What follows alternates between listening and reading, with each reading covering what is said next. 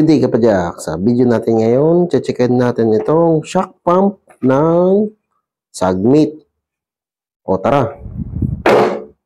Kung bago ka lang sa channel ko, huwag kalimutan mag-subscribe at i-click yung bell icon para notified ka sa mga future videos ko. Di ba like na rin? So ito, shock pump ng Sagmeat. Nakabox pa siya, hindi ko pa nabubuksan. Yan yung box niya.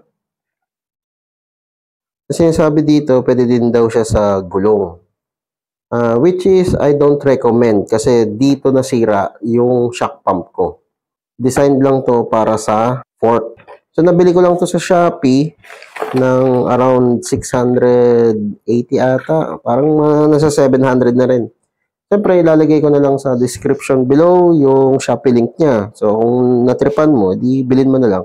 So, pangalan natin itong cable tie. Out of the box, yung body niya gawa sa aluminum. Itong plunger niya o yung parang ramrod, gawa din sa aluminum. Itong handle, gawa din sa aluminum. Parang meter niya, yung barometer, gawa sa bakal. So, ingat na lang. Siguro ito, gawa din yan sa bakal. Ay, hindi rin.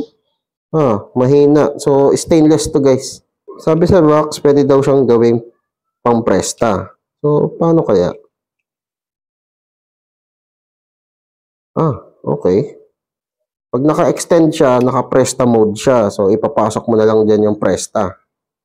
Kung shredder naman yung pito, iti-thread mo siya para umiksi. Pang shredder na siya. Uy! Ba't nahugot? Ano yun? Ba't nahugot? Ay, tanga mo! Effective. May technical issues tayo.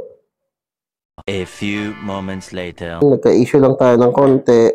Muna naman madali maayos. Yung dulo nito nababaklas. Ayan o. Ito, hindi siya naka-thread dito sa plunger head. Pasok ko lang to dito. Tapos iti-thread ko to. Nice and tight. Okay. Tapos, pasok ko na. And then, i-thread ko ulit. Testingin natin. Dapat, yan. Okay, gumagana na. Ang galing mo, Angoy! Ang galing! Yun! Okay na siya. Gumagana na. Hindi na rin nahuhugot. Not bad dahil pwede mo siyang baklasin, pwede mo siyang i-service, linisin yung loob. Okay yun, goods yun. Okay, so testingin natin. So natin testingin, dito natin siya ita-testing. Pag na-thread mo na, pwede mo siyang i-pump. So, pwede ko ulit i-release yung hangin na yan gamit itong pindutan sa gilid. Wala ulit yan hangin. Bombahan ulit natin.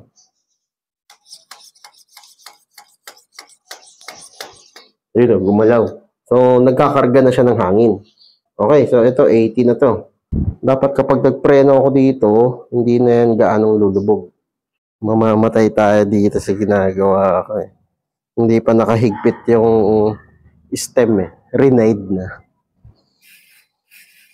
Some pilgrim lang.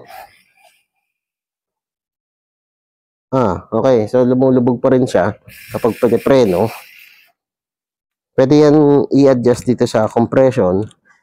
Pero, sa tingin ko, kulang pa ang hangin niya. So, gawin nating 90. So, kapag nagbobomba kayo dito, kunyari, 90 yung kukunin natin, bibigyan mo pa siya ng konting PSI. Siguro mga 2 to 3 pumps. Kapag tinanggal mo yung bulb, minsan may lalabas talagang extra. Siyempre, depende naman yan sa quality ng shock pump. Testing. Ayun. Not bad. Hindi na siya sumasayad. Pero nagko-compress pa rin. Ngayon, papasok na ako kasi mababasa na yung camera. Umuulan na.